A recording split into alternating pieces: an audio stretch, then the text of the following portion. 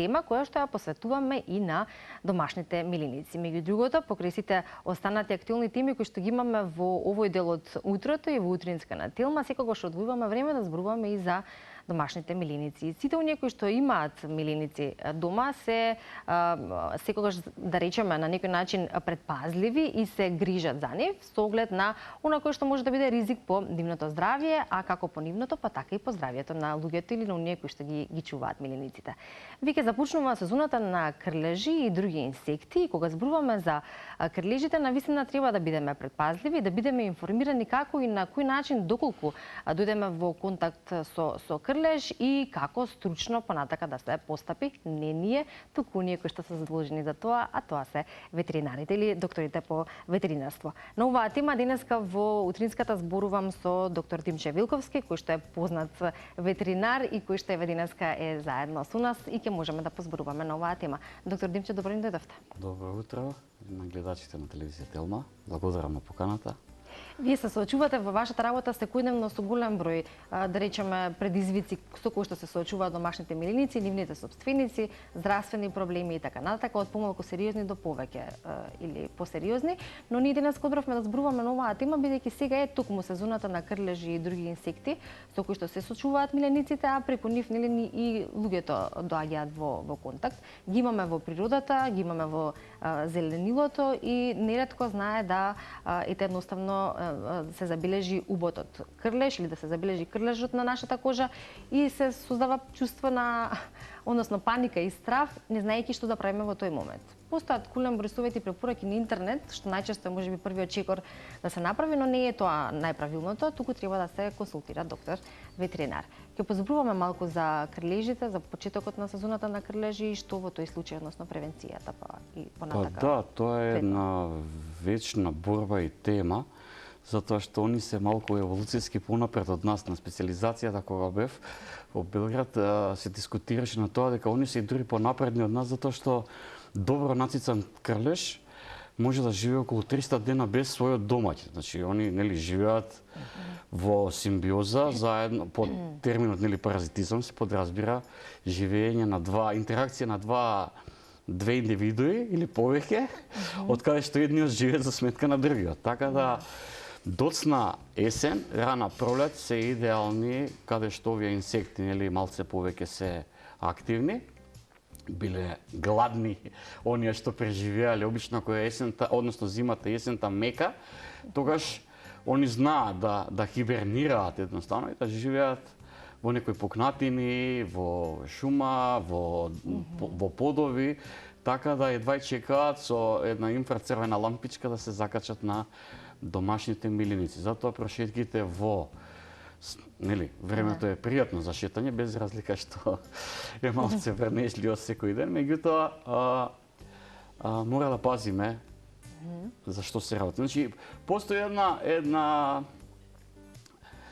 неинформираност на луѓето затоа што секој крлеж не е опасен. Значи, и крлежите знаат да бидат заразени од едни праживотни, нешто ги кажеме протозои, кои што сериозно може да направат освен она механичко закачување на телото на домаќинот. А воедно и на милениците, а воедно и на луѓето. Али генерално тие повеќе го сакаат животинското тело да бидат на него закачени само заради тоа што да кажеме вака, дека работат на температура од 39 степени. Значи, поинтересни им се домашните миленици. Така да инфестацијата на болви и крлежи во домот, луѓето го почувствуваат, ако не го видат визуелно, го почувствуваат кога ќе ги укасат, ако нема веќе милениче дома. Така. Ќе зборуваме од една страна за тоа како да ги заштитиме милениците, а од друга страна преку тоа да се заштитиме и ние. Ако се милениците први на удар од страна на овие инсекти како што се крлежите па и болвите, тогаш постојат соодветни начини, соодветни препарати како да се заштитат од истите.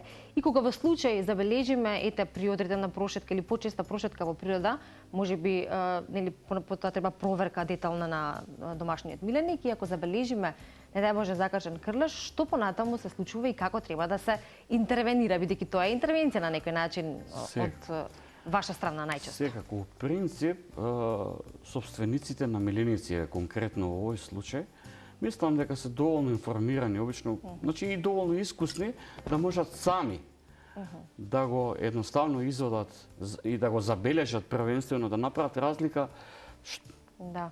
кој е тој напасник што едноставно се закачил на генерално крлежите имаат развојни облици и во почетокот кога се уште мали личи како пајачи, нели многу лесно може механички да се отстрани од телото на миленикот. Меѓутоа, ако ние не го забележиме, особено на некои делови, например под пазови, под препони или ако кучето има поголемо влакно, тогаш малку потешко може одма првите неколку дена да се забележи, али тоа е сосема доволно да он почне да се фиксира за телото и да почне да се формира баш како менталната слика на крлеж како изгледа. Собствениците прават грешка затоа што у таа паника знаат да го извадат под 90 степени, да го едноставно да го ишчупаат или да го истегнат од овој, понекогаш едната нога и рилото на самиот крлеж кој што се храни останува внатре. Сега некои викаат, леле му остана крлежот и сега може да му порасне пак крлеж или пак да му настане некој инфекција. Да, у принцип настанува инфекција, али апсолутно со асистенција на било кој доктор по ветеринарна медицина, тоа е едноставно. Правилно крлежот се отстранува противно стрелките на часовникот со фиксација со рака или со едни посебни алатки и се врти 360 степени обратно од стрелките на часовникот и се екстрахира без проблем.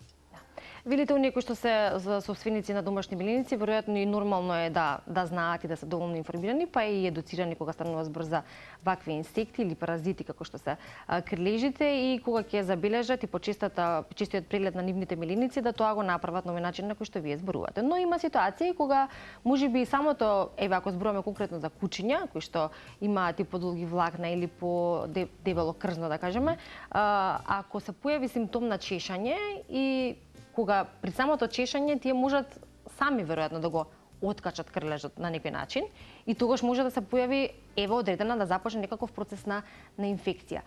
Се појавува ли одредена симптоматологија која што се забележува кај милениците? Значи како што напоменавме, исто крлежи, значи не е секој крлеж толку опасен во однос на контекстот на прашањето. Значи и крлежите знаат да бидат заразени и внатре да носат еден причинител на повеќе болести. Таква една, например, лихија или едни бабезиози или пироплазмоза од пиросоган или плазма, тогаш они внесуваат едни протозои во клетките во крвта на животното, на кучето, и кое што се манифестира со многу висока температура, со хемолиза или анемија, со повраќање, со летаргија.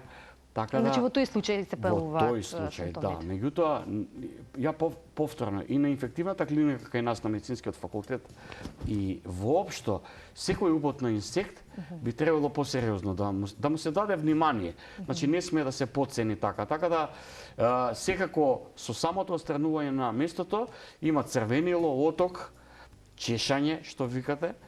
И тоа може некогаш да резултира и механички, например, кучето може и само да се повреди, со тоа што може да и со чешањето да внеси нели бактерии да настане рана. Меѓутоа генерално опасноста од крлежите е тоа што заразените крлежи може да направат таква инфекција и таква потешка симптоматологија. Да. Тоа истото веројатно важи и за луѓето, еве тука ќе ги споменеме и децата кои што безгрижно секогаш се забавуваат во природата и често знаат да бидат можеби мета на овие инсекти како и на крлежите, затоа и родителите веројатно се претпазливи во тој период, почесто ги проверуваат децата нели по нивното тело дали има можеби некој убод, црвенило или да не се забележи такво нешто и секогаш исто така превентивно се советуваме и препорачуваме што во тој случај, како за деца, така и за возрастни. Истото веројатно, истата процедура. Сигурно е така, особено нели децата се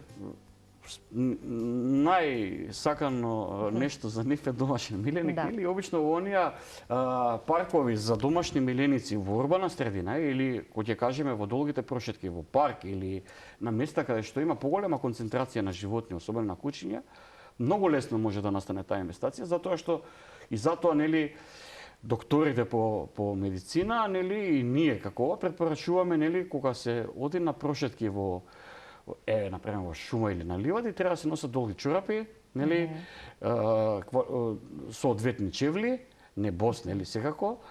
И секако нели да се провериме веднаш после тие долги прошетки. Што се однесува до боловите, обично боловите се опасни во домовите, особено знаат да бидат постојан домаќин каде што има животни. Значи они се живеат 70 до 90% од својот живот во телото на домаќинот, а другиот дел го живеат во пукнатини, на паркети, во намештај и така. Првиот скок што го прават може да биде големи до 70 сантиметри, значи доволно се закачи, особено за мачки. Сме имале случаеви, например, асоцијални типови на мачки кои што живеат во станови на 9 спрат, на 10 и никогаш не се симнала доле, Да. а домот има болви, односно мачката има болви. Значи она што го кажавме дека они кога се семнуваат собствениците или собствениците на своите чевли и на облеката ги носат горе и на мене нели мачката. Да, и мачката и местата каде што може да. Мачката и мачката нели не може да се едноставно и ги фрапира поимот дека никогаш не излегла од дома, а има паразити. А карактеристичен е тој убот од болва, кој што можеме да го разликуваме од убот од други инсекти, најчесто од комарсите, ако збориме за луѓето, кога ќе видиме каснување, така? Веќе чешање ми се чини дека дава како симптом. Знаете како е? Болвата има малце другачи систем на напаѓање, на инфестација со тоа што те имаат плунка. За да може да елизира заштитниот дел на кожата или на мелиникот или на човекот, особено еве на мелиниците, и таа плунка има еден протеин. И тој протеин може да направи алергиски реакции. Освен што, нели, таа има задача нели да се фиксира и да пецка, едноставно се храни со тие клеточни сокови, меѓутоа може да направи алергиска реакција, ние што викаме алергиска реакција од болви, причината од болви, и таа се манифестира и кај кучиња и кај мачки со убави кружни, како hotspot е термин во англосаксонски е. Значи, терминологија каде што се познава баш рана, црвенило, оток, отечена кожа со малце еден, со лимфа што тече. Така да, тоа се баш онака базични знаци кои што може да се констатира. Има нешто што мора да го споменеме, плюс тоа е по однос на глобалното затопување. Значи, негде се предвидува дека до 2050-2070 година кај нас, на нашата територија, особено на Балканот, температурата ќе се зголеми за 1,5-2 степени. Тоа што значи? Тоа значи што инсекти кои што се опасни по здравието на луѓето и на животните од Медитеранот и од Солунско поле продираат и навлегуваат на територијата на Европа и преку Демир Капија, нели терминологија Демир на турски е железна порта, таа е порта на континентот која што влегуваат инсекти и мушички кои што се опасни. Такви се примерите на каснување од комарци, од маларија, западно-нилска треска кај луѓе, денга вирусот што прави, значи лишманија кај животни, многу е. Така да, тие се многу поопасни. Особено е дрофиларија или срцев црв, што го викаат популарно кај животните. Тоа е особено кај кучињата, значи се развиваат црви долги од 50-60 сантиметри во белите дробови и во срцето, предизвикани од инсекти. Да, што значи дека треба однапред да се размислува за Што значи дека превенција и за генерално има заштита. Има превенција и тоа се едни апсолвирани протоколи за работа кои што ги имаме ние усвоено многу одавна од самата европска легислатива и тие се лекови кои што се познати и сегде. Значи ние генерално немаме наши лекови и користиме така да успешно може. Знаете што е најважно? Превентивата. Секогаш превентивата е побитна и поважна него лекувањето. Третман кој што ќе треба да дојде последователно тоа. Да. Доктор Димче, се задржавме повеќе на овој дел кој што е наша главна тема и имаме една подтема која што во последната минута две би ја споменале, поточно еве еден совет препорака, се наоѓаме во период каде што започнуваат летните одмори, сите кои што имаат домашни миленици, исто како и за инсектите, така и за подготовките за одмор, знаат од прилика што треба да направат за своите миленици, но верувам дека и секојдневната комуникација со оние кои што се ваши пациенти, клиенти со нивните миленици секогаш е совет плюс и препорака добре дојден. Така да што би ги советувале сите оние кои што имаат миленици за подготовка на милениците пред заминување на одмор, тие што се ги носат со себе? Да, генерално во однос на домашните миленици, мачките направи не сакаат многу да мигрираат и да се шетаат, они се територијални животни и посакувано е мачката да остане во домот, ако може, иначе она не обожава и не знае што е тоа плажа, не знае што е, така да повеќе е стрес. Да. Најголема тема тука се кучињата како кучиња. Има неколку препораки, значи треба да се концентрираме за патување. Патувањата треба да бидат со паузи на секој саат и пол. Обично генерално нели по законот за сообраќај и милениците треба да бидат врзани во автомобилот. Да. Со тоа што или во кафес или во мрежа не е важно, меѓутоа многу е важно да се прават паузи. Некојаш знае да таа неузеја или повраќање гадење како, значи имаме ние лекови кои што може да го превенираат тоа.